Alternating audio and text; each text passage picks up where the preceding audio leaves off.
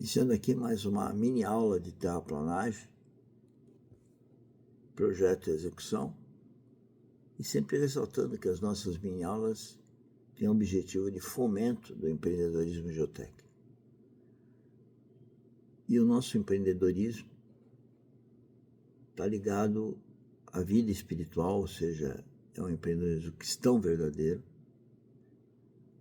e produtivista. Porque entendemos que, decorrente de ser cristão, a gente entende que temos que focar no resultado. Bom, eu quero focar aqui a questão mais temática, mas se vocês olharem a descrição do vídeo, vocês vão ver todas as atividades da academia, as nossas lives e outras atividades, como fomento, como o treinamento diário, né, de segunda a sexta, nesse empreendedorismo geotécnico.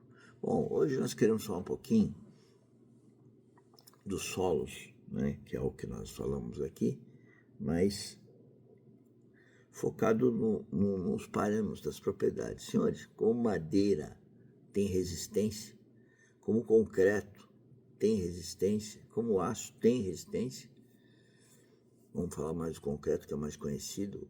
Concreto você tem que fabricá-lo com todos aqueles ingredientes, né? Pedra, cimento, água, areia. Ele tem resistências diferentes, né? Os solos também, os solos naturais têm resistências diferentes e também os aterros provenientes da escavação desses solos naturais terão resistência diferente. Estou falando de resistência todo mundo entende, mas na verdade está ligado também a outras propriedades de engenharia, como a compressibilidade, permeabilidade, alterabilidade, enfim, tem outras menos importantes.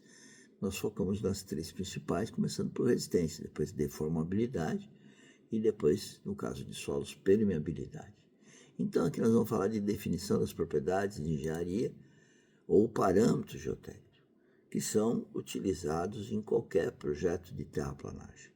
O problema é que as pessoas fazem um projeto de terraplanagem fazendo escavações de aterros, mas não tem, e esse é o nosso objetivo aqui, né? Mas não tem o conhecimento dessas questões das propriedades e, portanto, que requerem, por ter necessidade das propriedades, dimensionamento. A cadeira que você está sentado, ela foi dimensionada, senão ao sentar você cairia no chão. Ela foi dimensionada de tal forma que você sente, ela não fica afundando, né? Enfim, e as obras de terraplanagem também são ligadas, dependentes desses parâmetros, dessas escavações e desses aterros, tá? Porque a partir daí eu vou fazer os cálculos de dimensionamentos de engenharia geotécnica, engenharia civil geotécnica. Então, esse é uma questão fundamental de se entender aqui através das nossas mini-aulas, né, para quem está envolvido em empreendimento geotécnico. E isso pode ser o juiz, pode ser numa questão judicial sobre terraplanagem, pode ser o assistente dele, né, lógico, né, o perito, os assistentes técnicos, o engenheiro civil que está fazendo a obra, o projeto, né? A arquiteta, o arquiteto que está fazendo aquela terraplanagem para uma casa, para uma indústria, né? O executor, né? O operador de máquina, todo mundo está envolvido nisso. Então, como todo mundo está envolvido, eu falo no empreendedorismo, porque todo mundo está empreendendo, está fazendo isso, e é bom saber o que tem por trás, às vezes, de coisas que a gente ainda não aprendeu, né? Não sabia.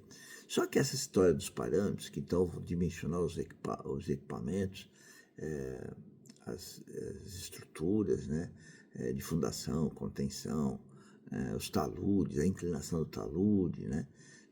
Todos esses elementos são sujeitos a muitas incertezas, porque solo é muito incerto, não é como concreto, aço e madeira. O solo tem muita incerteza e variabilidade. Então, como que nós fazemos com relação a isso? Aqui nós estamos destacando o estudo paramétrico, para saber a sensibilidade de um parâmetro ou outro, né? Para saber, já que tem certeza, essa incerteza é muito importante nesse parâmetro e naquele parâmetro, né? E aí eu estou me referindo à coesão e ângulo de atrito, são parâmetros ligados à resistência do solo. Então é muito importante o erro da coesão, e o ângulo de atrito é importante, aí que é estudo de sensibilidade. A gente sabe que o erro com a coesão é muito mais sério que o erro do ângulo de atrito. A gente sabe, mas nós temos que quantificar. Uma outra questão que se coloca aí, com relação aos parâmetros, que vem até antes de pensar nisso, é o perfil geológico-geotécnico, que eu chamo de PGG.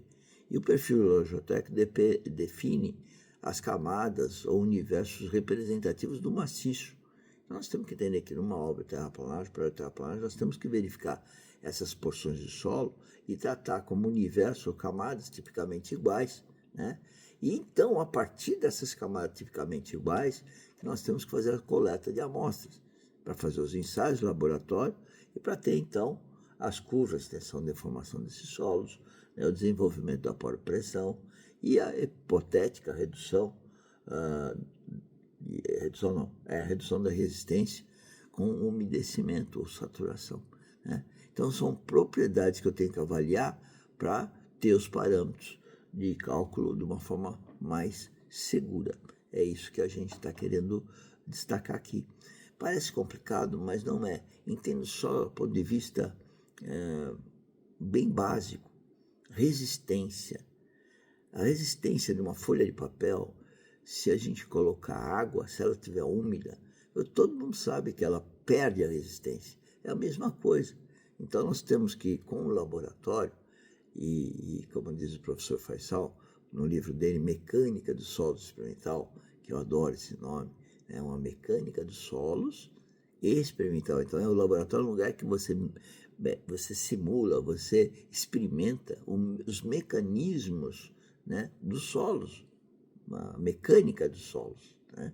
E isso é muito importante. Então, só para vocês entenderem, desde o meu 4º ano de engenharia, que eu fui para o laboratório para entender a mecânica dos solos, para não ficar só na teoria. Então, no laboratório, eu vejo a mecânica dos solos. Hoje, nós temos um laboratório, né, um dos poucos laboratórios do país, já há muito tempo, por sinal, 35 anos, e desenvolvemos e queremos desenvolver capacidade nos estagiários, nos técnicos, mas não para fazer a coisa, mas a profundidade do experimento e do que isso traz de conhecimento para o cara ser um empreendedor geotécnico, né?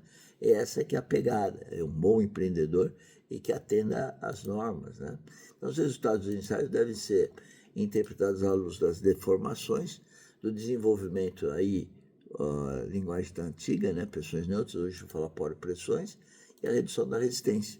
E isso nós vamos, então, na hora de fazer uma escavação, nós vamos considerar isso, imagine 2 solos, as curvas de tensão e deformação. E a curva de tensão e deformação, ela só é obtida através dos ensaios de resistência, que vão permitir essa curva tensão e deformação, né?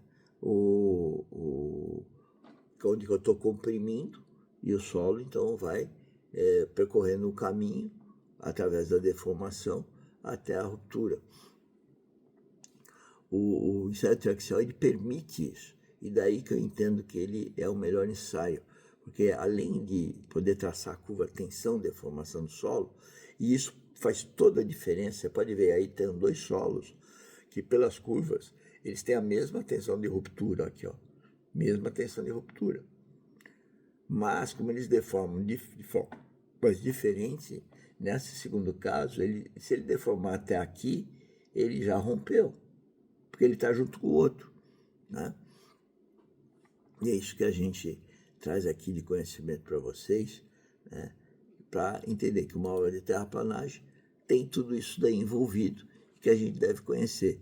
E através dos workshops eu posso passar mais conhecimento a vocês, e vocês podem vir fazer ensaios, né, no nosso laboratório.